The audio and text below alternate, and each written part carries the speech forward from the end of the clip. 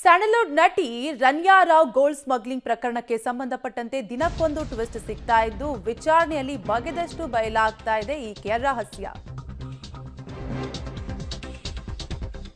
Ranya Rao gold smuggling ಪ್ರಕರಣಕ್ಕೆ ಸಂಬಂಧಪಟ್ಟಂತೆ public ಟಿವಿಯಲ್ಲಿ ಮತ್ತೊಂದು ಎಕ್ಸ್ಕ್ಲೂಸಿವ್ ಅಪ್ಡೇಟ್ ಸಿಗ್ತಾ ಇದ್ದು ನಟಿ ರನ್ಯಾ ಚಿನ್ನ ತಂದಾಗ ಇದ್ದ ಡ್ರೈವರ್ ಅನ್ನ ವಿಚಾರಣೆ ಮಾಡಲಾಗ್ತಾ ಇದೆ. ಗೌರವ್ ಗುಪ್ತಾ ತಂಡದಿಂದ ಖಾಸಗಿ ಡ್ರೈವರ್ ಅಬುನನ್ನ ವಿಚಾರಣೆ ಮಾಡಲಾಗ್ತಾ ಇದ್ದು ಅಬು ಹೇಳಿಕೆ ದಾಖಲಿಸಿಕೊಂಡಿದ್ದಾರೆ ತನಿಖಾ ಅಧಿಕಾರಿಗಳು. ತನಿಖಾ ಅಧಿಕಾರಿಗಳ ಮುಂದೆ ಡ್ರೈವರ್ ಅಬು ಹಾಗಾದ್ರೆ ಬಾಯ್ ಬಿಟ್ಟಿದ್ದಾದ್ರೂ ಏನು? ನಟಿ ರನ್ಯಾ ರಾವ್ ಗೋಲ್ಡ್ ಸ್ಮಗ್ಲಿಂಗ್ ಪ್ರಕರಣಕ್ಕೆ ಸಂಬಂಧಪಟ್ಟಂತೆ ಹಲವು ಆಯಾಮಗಳನ್ನ ಪಡೆದುಕೊಳ್ತಾ ಇದ್ದು ಒಂದೊಂದೇ ವಿಚಾರಗಳು ಒಂದೊಂದೇ ಅಂಶಗಳು ತನಿಖೆಯಲ್ಲಿ ಬಯಲಾಗ್ತಾ ಇದೆ. ನನಗೂ ಗೋಲ್ಡ್ ಸ್ಮಗ್ಲಿಂಗು ಸಂಬಂಧವಿಲ್ಲ, ನನಗೂ ರನ್ಯಾಗೂ ಕೇವಲ 3 ದಿನದ ಪರಿಚಯ ಅಷ್ಟೇ. ಮಾರ್ಚ್ 3ರಂದು 6 ಗಂಟೆಗೆ ಏರ್ಪೋರ್ಟ್ಗೆ ಹೋಗಿದ್ದೆ ಅಂತ ಡ್ರೈವರ್ ಹೇಳಿದ್ದು ತನಿಖೆಯಲ್ಲಿ ರಾತ್ರಿ 10 ಗಂಟೆಯಾದ್ರೂ ರನ್ಯಾ ಹೊರಗೆ ಬರಲಿಲ್ಲ.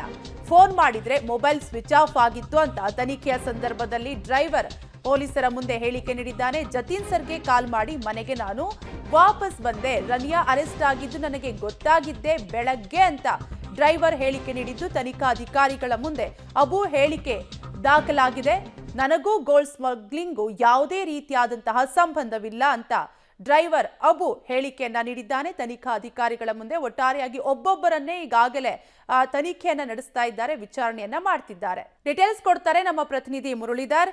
ಮುರಳೀಧರ್, ಡ್ರೈವರ್ ವಿಚಾರಣೆಯಲ್ಲಿ ಏನೆಲ್ಲ ಗೊತ್ತಾಗಿದೆ? ಕಾವ್ಯ, ಪ್ರಮುಖವಾಗಿ ಈ ಪ್ರಕರಣದಲ್ಲಿ ಸರ್ಕಾರಿ ವಾಹನನ ದುರ್ಬಳಕೆಯನ್ನ ಮಾಡ್ಕೊಂಡಿದ್ದಾರೆ ರನ್ಯಾ ಅವರು. ಅವರ ತಂದೆಯ ವಾಹನವನ್ನ ಪ್ರತಿ ಬಾರಿಯೂ ಕೂಡ ಡ್ರಾಪ್ ಮತ್ತು ಪಿಕಪ್ಗೆ ಬಳಕೆಯನ್ನ ಮಾಡ್ಕೊಳ್ತಾ ಇದ್ರು. ಅಂದ್ರೆ ಗೋಲ್ಡ್ ಸ್ಮಗ್ಲಿಂಗ್ಗೆ ಸರ್ಕಾರಿ ವಾಹನ ಬಳಕೆ ಆಗ್ತಾ ಇತ್ತು ಅಂತೇಳಿ ಆರೋಪಗಳು ಕೇಳಿಬಂದಿತ್ತು. ಆದ್ರೆ ಮಾರ್ಚ್ 3ನೇ ತಾರೀಕು ಯಾರು ಆಕೆಗೆ ಡ್ರಾಪ್ ಮತ್ತು ಪಿಕಪ್ ಅನ್ನ ಮಾಡಿದ್ದು ಅಂತ ಹೇಳಿ ಪರಿಶೀಲನೆ ಮಾಡೋ ಸಂದರ್ಭದಲ್ಲಿ ಆತ ಪ್ರೈವೇಟ್ ಡ್ರೈವರ್ ಆಗಿದ್ದ. ಪ್ರೈವೇಟ್ ವೆಹಿಕಲ್ ಅನ್ನೇ ಆಕೆ ಬಳಕೆಯನ್ನ ಮಾಡಿದ್ರು ಅನ್ನೋದ್ರ ಬಗ್ಗೆ ಮಾಹಿತಿಗಳು ಸಿಕ್ಕಿತ್ತು. ಆದ್ರೆ ಆತ ಯಾರು ಏನು ಅನ್ನೋದ್ರ ಬಗ್ಗೆ ಯಾವುದೇ ರೀತಿಯ ಸ್ಪಷ್ಟನೆಗಳು ಇರ್ಲಿಲ್ಲ. ಆದ್ರೆ ಆತನನ್ನ ಪತ್ತೆ ಹಚ್ಚಿದಂತ ಪೊಲೀಸರು ಅಬ್ಬು ಅನ್ನೋ ವ್ಯಕ್ತಿಯನ್ನ ಏನು ಪರಿಶೀಲನೆಗೆ ಒಳಪಡಿಸಿದ್ದಾರೆ. ಜೊತೆಗೆ ಆತನ ಹೇಳಿಕೆಗಳನ್ನು ಕೂಡ ದಾಖಲನ್ನ ಮಾಡ್ಕೊಂಡಿರುವಂತದ್ದು. ಪ್ರಮುಖವಾಗಿ ಹೇಳಿಕೆ ದಾಖಲು ಮಾಡ್ಕೊಳ್ಳುವಂತ ಸಂದರ್ಭದಲ್ಲಿ ಆತ ಕೊಟ್ಟಿರುವಂತ ಹೇಳಿಕೆ ಕೇವಲ 3 ದಿನಗಳ ಸಂಬಂಧ ಮಾತ್ರ ಇವರ ಮತ್ತು ನನ್ನ ನಡುವೆ ಅನ್ನೋದ್ರ ಬಗ್ಗೆ ಹೇಳಿಕೆಯನ್ನ ಕೊಟ್ಟಿದ್ದಾನೆ. ಅಂದ್ರೆ 3 ದಿನಗಳ ಹಿಂದೆ ಮಾರ್ಚ್ 1ನೇ ತಾರೀಕು ಅವರ ಜೊತೆಯಲ್ಲಿ ಕೆಲಸಕ್ಕೆ ಸೇರ್ಕೊಂಡಿರ್ತಾನೆ. ಜತೀನ್ ಅವರ ಖಾಸಗಿ ಡ್ರೈವರ್ ಆಗಿ ಆತ ಕೆಲಸಕ್ಕೆ ಸೇರ್ಕೊಳ್ಳುವಂಥದ್ದು. ಅದಾದ ಬಳಿಕ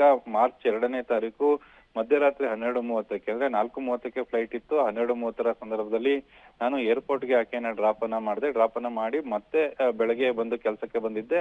ಸಂಜೆ 6:30ಕ್ಕೆ ಆಕೆನ ಪಿಕಪ್ ಮಾಡಿ ಅಂತ ಹೇಳಿ ಜತೀನ್ ಅವರು ಹೇಳಿದ್ರು. ಜತೀನ್ ಅವರು ಹೇಳ್ದ ಮತ್ತೆ ನಾನು ಏರ್ಪೋರ್ಟ್ಗೆ ಹೋಗಿದ್ದೆ ಅನ್ನೋದ್ರ ಬಗ್ಗೆ ಆತ ಹೇಳಿಕೆಯನ್ನ ಕೊಟ್ಟಿರುವಂತದ್ದು. ರಾತ್ರಿ 10 ಗಂಟೆ ಆದ್ರೂ ಕೂಡ ರನ್ಯಾ ಯಾವಾಗ ಏರ್ಪೋರ್ಟ್ ನ ಒಳಗಡೆಯಿಂದ ಹೊರಗಡೆ ಬರ್ಲಿಲ್ಲ. ಆ ಸಂದರ್ಭದಲ್ಲಿ ಜತೀನ್ಗೆ ಮಾಹಿತಿಯನ್ನ ನೀಡಿ ನಾನು ಅಲ್ಲಿಂದ ಮನೆಗೆ ಹೊರಟೆ ಅನ್ನೋದ್ರ ಬಗ್ಗೆ ಮಾಹಿತಿಯನ್ನ ಕೊಡ್ತಾ ಇದ್ದಾನೆ.